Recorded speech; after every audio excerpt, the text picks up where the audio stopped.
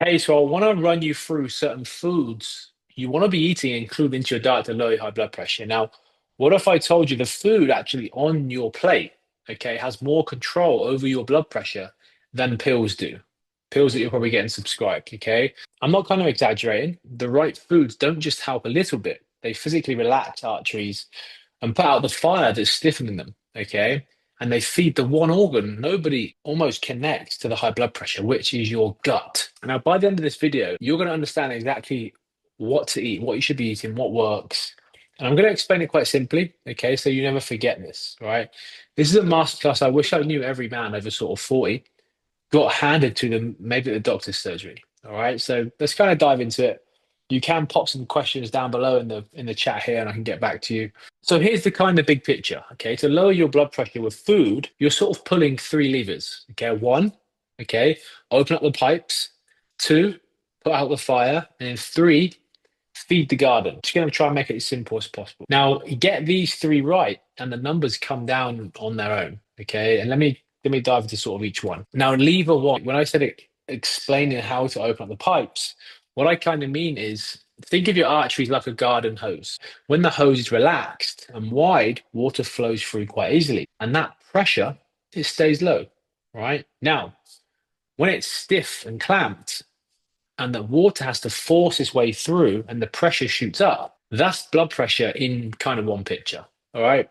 How do you relax the hose? Okay. There's a molecule called nitric oxide. Okay. It's your body's natural signal to widen arteries and let blood flow travel through freely. Okay. And there are certain foods that are basically nitric oxide factories. Now, here's a few top of the list. You got things like beetroot, dark leafy greens, spinach, rocket. What else is there? Swiss chard's quite a good one. These are loaded with natural nitrates that your body converts into nitric oxide. Like even studies have shown a glass of beetroot juice can measurably drop blood pressure within kind of hours, right? It's like spraying WD-40, if you know what that is, on the hinge of a door. All right. Okay. So beetroot, a big handful of greens every day. That's lever one. Now, lever two, putting out the fire. And here's what almost no one tells you about high blood pressure. It's often a sign of low grade inflammation.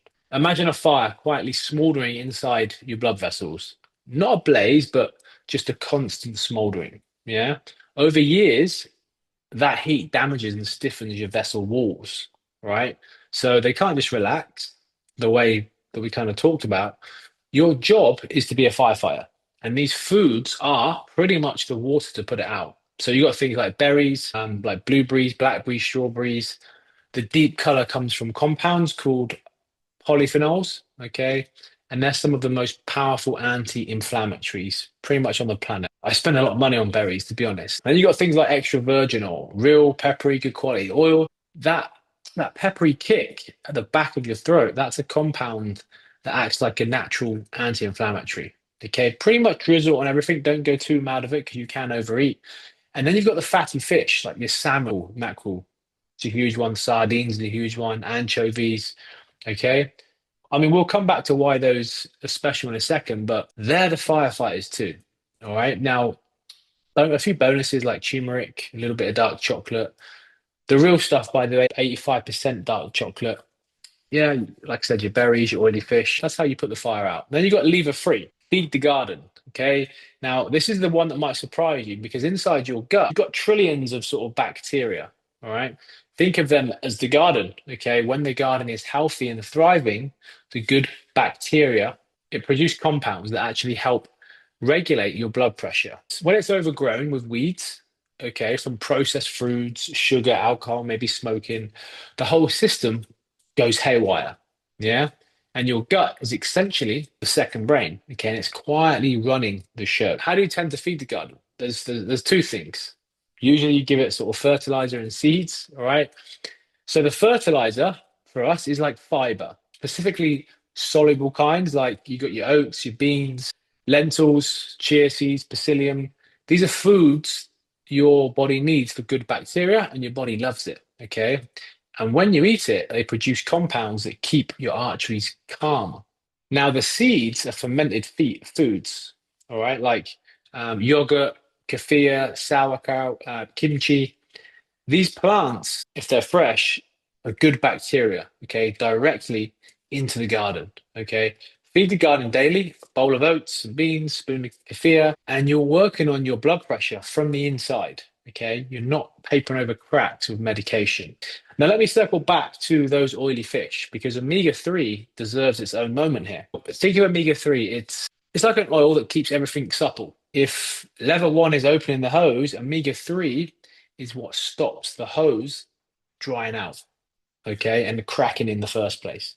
It calms inflammation and it keeps your body flowing kind of smoothly. Now, the best sources are things like I mentioned, salmon, mackerel, sardines, anchovies. The smaller oily fish, three or two or three portions a week, because again, you can overeat these, they are quite high in calories. Now, if you don't eat fish, like things like walnuts, flax seeds, chia seeds, okay, they're your plant-based kind of backups. I guess, one quiet hero here is that works alongside all that is potassium. Picture a seesaw. On one side, you've got salt, it pushes blood pressure kind of up. On the other side, you've got potassium, okay, which brings it back down. Most men are drowning in salt, okay, starving of potassium. Now, by the way, salt is not bad.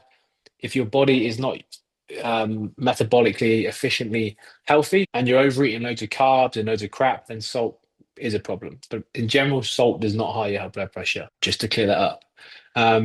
So the fix is things like avocado, sweet potato, bananas is high in potassium, beans, and yet those leafy greens again. What does a day actually look like? Let me make it kind of dead simple. Let's dive into a bit of a day. All right.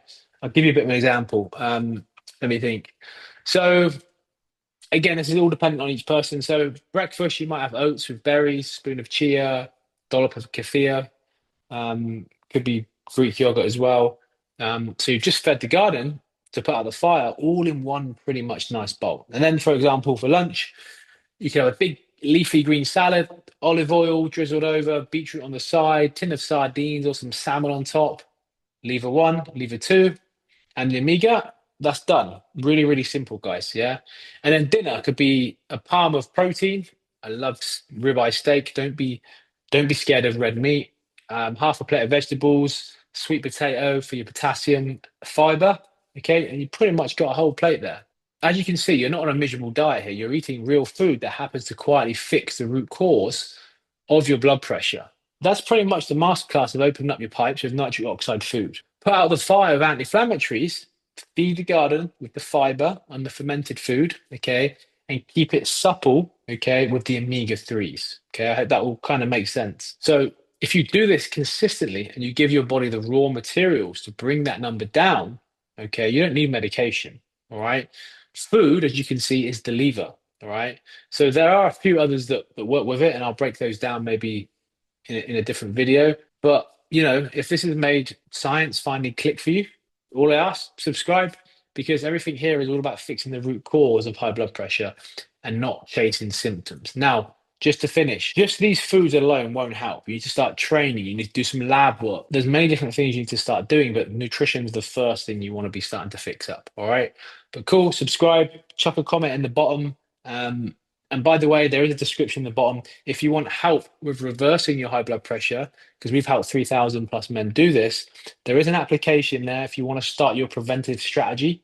Okay. Happy to talk to you. There's an application. Go fill it in. There is an option to book a call on that same page as well. And hopefully we get to chat soon. Take care.